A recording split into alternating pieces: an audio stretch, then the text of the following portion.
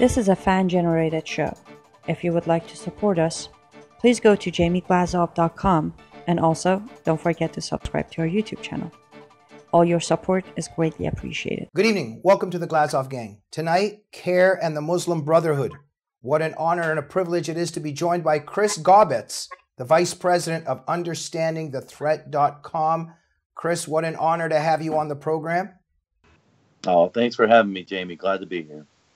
Great to have you here. Before we move forward, I would like to thank our guardian angel and one of the most wonderful women walking the planet Earth today, Amy Meck. And Chris, she's a wonderful friend of yours as well, correct? Absolutely. She is. She's been a fantastic voice for truth out here. Fantastic, and she's brought us together, so we're very grateful. Chris, before we get into some of the issues, of course, we have to begin with the horrific Islamic terror in Manchester. Your thoughts? Well, you know, it's tragic and it's unfortunate that when these incidents happen, that's when we're having these discussions. We should be talking about the global jihad and the global Islamic movement every single day until they're defeated. Mm-hmm. And yet it takes something like this to where it's on the national stage, and yet this should be on the international stage every single day until we rid the earth of this evil. Yeah, and the sad thing is that it seems like the Stockholm Syndrome actually escalates with every attack, because it's the same mantra over and over again from most leaders, our media. Oh, somebody knows a very nice Muslim neighbor. Not all Muslims are like this. This has nothing to do with Islam. And of course, we know that this is not anything to do with actually all Muslim people, because not all Muslims are devout Muslims, but it does have something to do with Islam. What do you think about all this denial that continues? Well, you said it right. I mean, this has everything to do with Islam. And until we have that conversation here in America and in the West in general, we're just going to wake up, you know, every few days or every few weeks with these types of incidents that are happening. This is part of the strategy by the global Islamic movement, where you have a terror attack, and then you have groups like the Muslim Brotherhood, CAIR, that will step in and set the narrative. And the narrative will be that this has nothing to do with Islam, and that Muslims are actually the biggest victims right now because of Islamophobia. And then you will have leaders across all over the West that will get up and tell everyone that we all need to unite, and we all need to embrace our Muslim friends. And then they'll lecture us about the religion of peace. And to your point, not every Muslim or not every person that self-identifies as a Muslim wants to live under Sharia or even wants to follow Islam. The problem is 100% of our enemy in this war, whether it's Al-Qaeda, the Islamic State, the Muslim Brotherhood, or nation states like Saudi Arabia and Iran, they all tell us that it is an obligation to wage jihad until the entire planet is subjugated under Sharia. And of course they would be telling us that because that comes right out of the Quran and the Sunnah, the traditions and sayings and teachings of Muhammad, their prophet. So until we acknowledge this has been a war that has been raging for 1,400 years. We're just seeing the latest iteration of that war in the last couple decades. And until we acknowledge it, this is the new reality. Yeah, it seems like a horrific, sad, some kind of sick satire that just keeps going on. And it's a leftist belief system, and maybe we'll get to that in the program. Now, look, here's part of the tragedy, and you're the expert on this, because our leaders in the media, who are they really listening to? Well, it's organizations like CAIR and the Muslim Brotherhood that are whispering into their ear day in and day out. And you happen to know something about CAIR. Can you give our audience that doesn't know a little bit about your background, maybe mention some of your undercover work, and then we'll get into CAIR and the Muslim Brotherhood? Sure. So in 2008, I worked undercover with Hamas doing business as CAIR, the Council on American Islamic Relations, and I worked as an intern with them. And there was a book written about that experience called Muslim Mafia by Paul Sperry and my father, Dave Gaubatz. And Look, it outlined everything that we learned, whether it was the Holy Land Foundation trial, which was the largest terrorism financing and Hamas trial in American history, or whether we learned it from my experience going undercover with CAIR. The Muslim Brotherhood is waging civilization jihad. That's their words, that's their term, to destroy our civilization from within.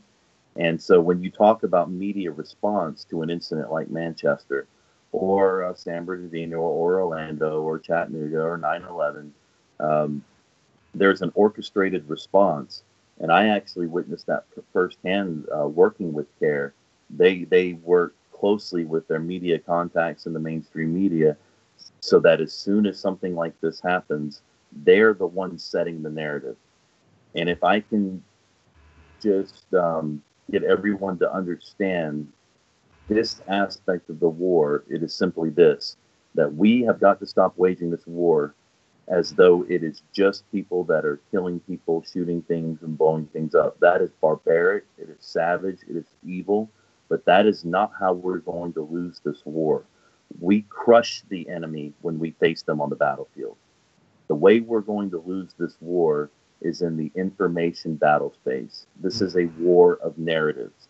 And as long as we're not having discussion about Islam being the problem, we will never defeat that ideology.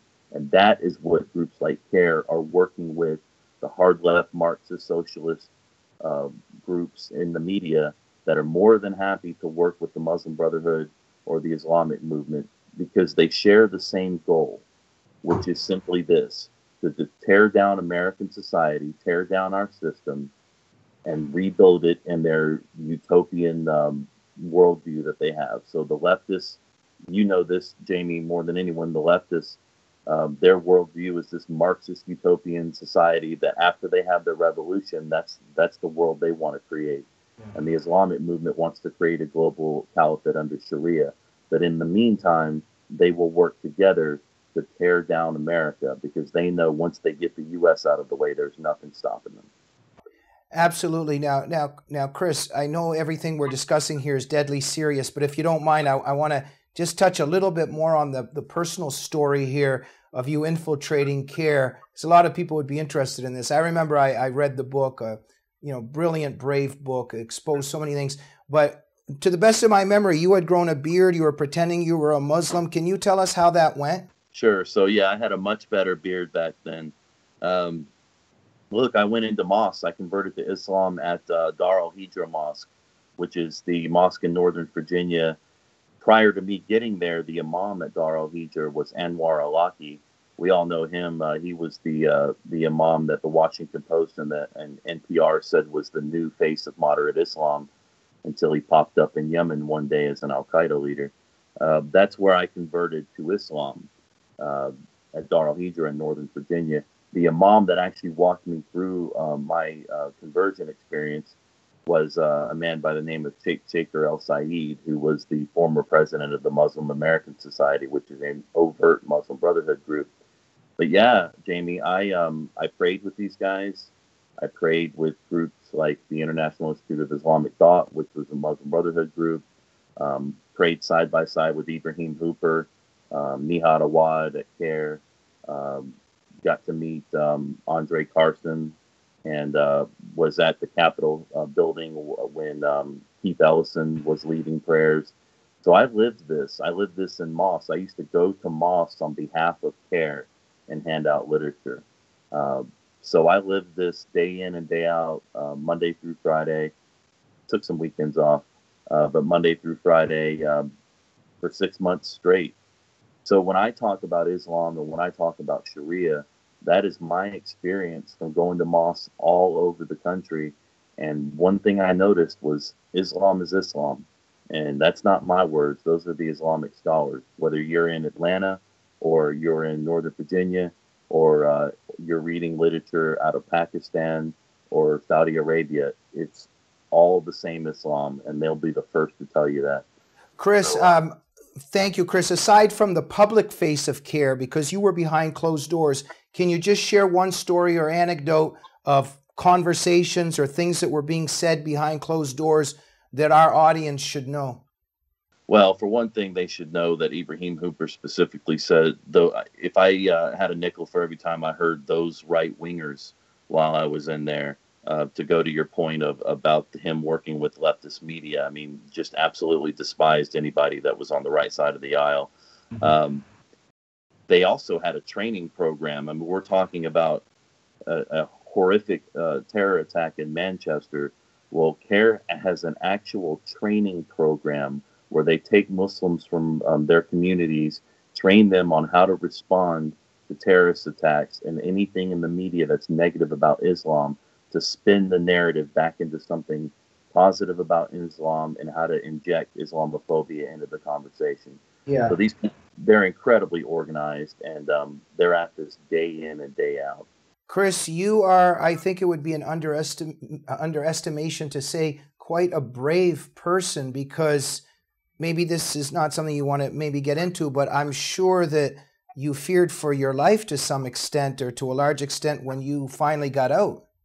You know, it's interesting that you say that. You know, when I did this in my 20s, I'll be completely honest, I was just young and I was in my 20s, and I was more than happy to serve my country. I mean, we have men and women overseas right now that are getting shot at to defend this country.